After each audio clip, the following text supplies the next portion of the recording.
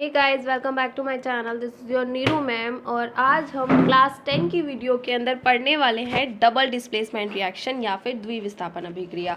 आप सबको पता है कि हम टाइप्स ऑफ रिएक्शन पढ़ रहे थे, रासायनिक अभिक्रियाओं के प्रकार पढ़ रहे थे। तो आज हम उस प्रकार के अंदर फोर्थ टाइप पढ़ने वाले हैं। इससे पहले हम 3 टाइप की रिएक्शंस ऑलरेडी पढ़ चुके हैं जो कि आपको प्रीवियस वीडियोज़ में मिलेंगी। मैं उनका लिंक डिस्क्रिप्शन बॉक्स में दे दूँगी, या फिर आप चैनल पर जाकर उसकी प्लेलिस्ट में जाकर क्लास 10 की केमिस्ट्री के अंदर जाकर देख सकते हैं। आपको वो सारी रिएक्शंस की लिस्ट जो है और इस चैप्टर की बाकी जितनी भी वीडियोस हैं वो सब मिल जाएंगी। तो वीडियो को आगे बढ़ाते हैं। चैनल को सब्सक्राइब कीजिए, वीडियो को लाइक कीजिए और कमेंट कीजिए कि आपको वीडियो कैसी लगी। ओके, आगे बढ़ते हैं। तो आज का हमारा टॉपिक है डबल डिस्प्लेसमेंट रिएक्शन या द्विविस्थापन अभिक्रिया। ओके, तो ये क्या होती हैं? वे अभिक्रियाएं जिनमें उत्पादों का निर्माण दो यौगिकों के बीच आयनों के आदान प्रदान से होता है। ध्यान से रिएक्शन समझिएगा। इसने बोला कि वे अभिक्रियाएं जिनमें उत्पादों का निर्माण, किसका निर्माण? उत्पाद क्या होते हैं और अभिकारक क्या होते हैं, ये प्रीवियस वाली वीडियोस में मिलेगा।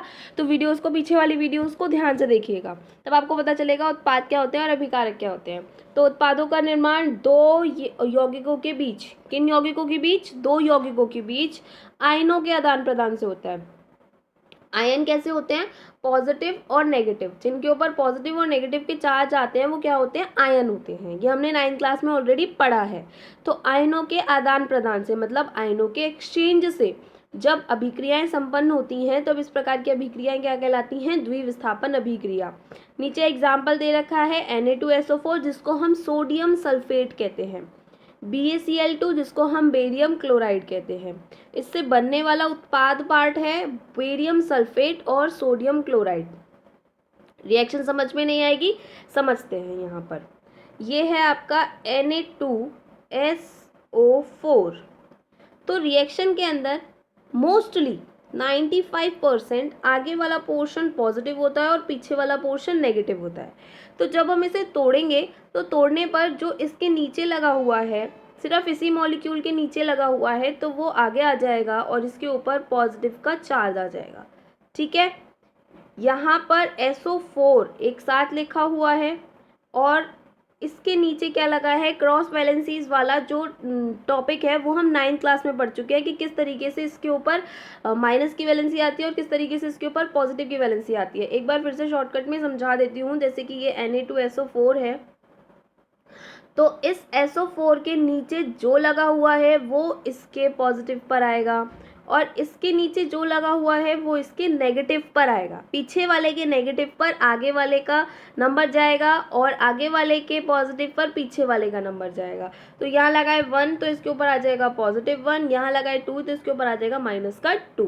ओके, तो सबसे पहला है आपका Na2SO4। ठीक है, तो ये हो गया 2Na पॉजिटिव और ये हो गया SO4 2 नेगेटिव। नेक्स्ट था आपका बेरियम क्लोराइड। क्या था? बेरियम क्लोराइड, जो कि था BaCl2। तो अब इसके नीचे 2 लगा हुआ है तो बेरियम के ऊपर आ जाएगा 2 पॉजिटिव का चार्ज। ठीक, और Cl इसके आगे 2 चला जाएगा। ठीक है, और Cl के ऊपर आ जाएगा नेगेटिव का चार्ज क्योंकि इसके नीचे कुछ नहीं लगा है। ठीक है, तो अब आयनों के आदान प्रदान से हो रही थी ना रिएक्शन, दो यौगिकों के बीच आयनों के आदान प्रदान से हो रही थी, तो एक यौगिक ये हो गया और एक यौगिक हो गया। अब इन दोनों यौगिकों के बीच आयनों के आदान प्रदान होंगे। कैसे होंगे? कि ये वाला पॉजिटिव इसके नेगेटिव के पास जाएगा, ठीक है, और इसका पॉजिटिव इसके नेगेटिव के पास जाएगा। ध्यान से देखिए, इसका पॉजिटिव इसके नेगेटिव पर और इसका पॉजिटिव इसके नेगेटिव पर। तो जब कुछ इस तरीके से पॉजिटिव नेगेटिव इधर जाएंगे तो बनेगा क्या? ये सोडियम है और ये क्लोराइड है, दोनों के ऊपर एक एक माइनस का चार्ज है, दोनों के आगे 2 लग रहा है, तो कॉमनली दोनों के आगे लगा दिया मैंने 2 और बन गया 2NaCl। जब पॉजिटिव नेगेटिव बराबर हैं तो कोई पॉजिटिव नेगेटिव नहीं रहता, वो इक्वल हो जाते हैं और एक यौगिक बना लेते हैं। सेकेंड मॉलिक्यूल हमारे पास क्या बनेगा? ये बेरियम है, इसके ऊपर 2 पॉजिटिव का चार्ज है, ये सल्फेट है, इसके ऊपर 2 नेगेटिव का चार्ज है, दोनों बराबर हो गए, साथ में मिलकर क्या बना लेंगे? Barium sulphate BaSO4। रिएक्शन सबको समझ आई होगी आई होप कि इसका Na इसके Cl के साथ, इसका B इसके SO4 के साथ, BaSO4 के साथ बेरियम सल्फेट और सोडियम क्लोराइड बना लेंगे, जो कि आपका यहाँ पर रिएक्शन में लिखा हुआ है कि सोडियम सल्फेट ने बेरियम क्लोराइड के साथ रिएक्शन करी, सोडियम क्लोराइड के पास गया और BaSO4 के पास गया, तो बन गया सोडियम क्लोराइड। सोडियम और ये क्लोराइड मिलकर बना लेंगे सोडियम क्लोराइड, बेरियम और सल्फेट मिलकर बना लेंगे बेरियम सल्फेट।